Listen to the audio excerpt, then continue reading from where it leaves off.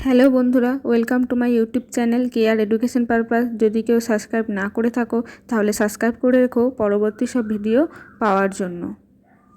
আজ আমি তোমাদের সাথে আলোচনা করতে চলেছি সামার প্রজেক্ট 2025-এর একটি অঙ্কের টপিক, যেটা সপ্তম ও অষ্টম শ্রেণীর জন্য।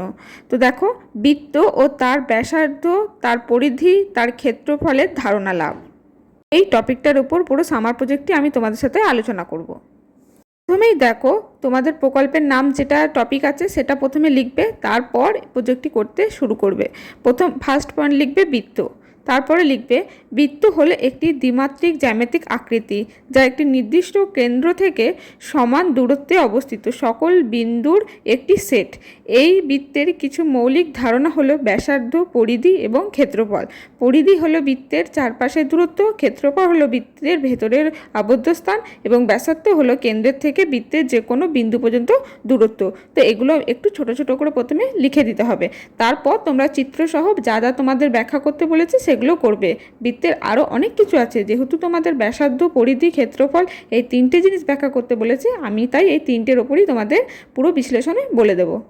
পুরো বৃত্ত লেখার পর চিত্র বলে লিখবে, দিয়ে কম্পাসের সাহায্যে গোল করবে এবং যে বিন্দুটা থেকে তুমি গোল করা শুরু করেছো সেটা হচ্ছে কেন্দ্রবিন্দু। নিচে লিখে দেবে মধ্যবিন্দু হলো বৃত্তের সঠিক কেন্দ্র যেখানে বিন্দুটি অবস্থিত। পরের পয়েন্ট করবে ব্যাসার্ধ। তো দেখো, ব্যাসার্ধ কাকে বলে?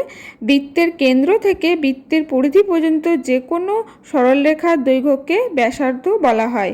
আর ব্যাসার্ধের দ্বিগুণ হলো ব্যাস, মানে যেটাই হচ্ছে ব্যাসার্ধ, যতটা বেরোবে তার দ্বিগুণ হবে ব্যাস, যা বৃত্তকে কেন্দ্র দিয়ে দুটি সমান অংশে বিভক্ত করে। তারপর দেখো, ব্যাসার্ধের চিত্র বলে আঁকবে। তো এই যে গোলটা আছে, যেভাবে যা লেখা আছে পুরো চিত্রটা অঙ্কন করবে। তারপর লিখবে ব্যাসার্ধ হলো বৃত্তের মধ্যবিন্দু থেকে বৃত্তের বাইরের প্রান্ত পর্যন্ত দৈর্ঘ্য। ব্যাসার্ধকে ছোট হাতের অক্ষর দ্বারা প্রকাশ করা হয় আর।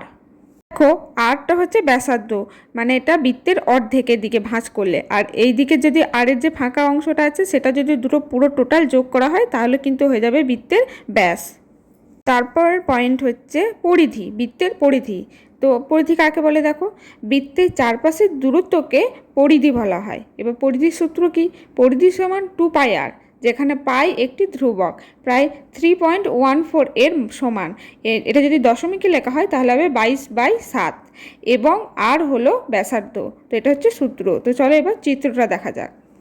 দেখো, পরিধি চিত্র বলে লিখবে, দিয়ে বৃত্তটা পুরোটা আঁকবে এবং সি নাম দেবে। তো দেখো, এখানে বৃত্তের রংটা হচ্ছে সবুজ, এই সবুজটা হচ্ছে বৃত্তের পরিধি।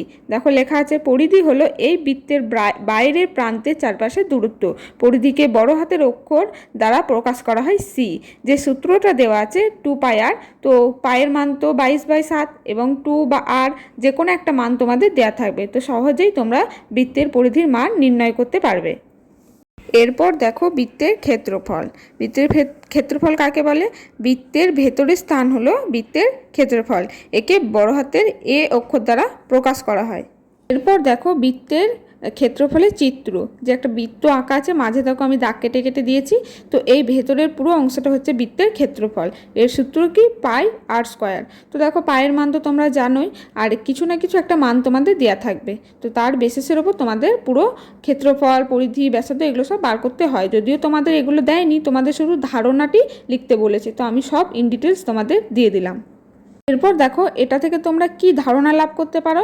পয়েন্ট করবে ধারণা লাভ। দেখো, একে লিখবে বৃত্তের ব্যাসার্ধ, পরিধি এবং ক্ষেত্রফল সম্পর্কিত ধারণাগুলো জ্যামিতিক, গণিত এবং বিভিন্ন বাস্তব জীবনের পরিস্থিতিতে গুরুত্বপূর্ণ। 2 উদাহরণস্বরূপ, একটি চাকার ক্ষেত্রফল বা পরিধি গণনা বা একটি বৃত্তাকার টেবিলের ক্ষেত্রফল পরিমাপের জন্য এই ধারণাগুলো ব্যবহার করা হয়।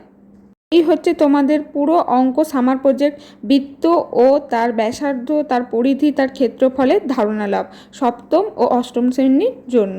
তো আজকের ভিডিওটা এই পর্যন্তই। যদি ভিডিও ভালো লাগে একটি লাইক করে দিও, আর অন্য কোনো টপিকের উপর ভিডিও চাইলে আমাকে কমেন্ট সেকশানে এসে জানিও।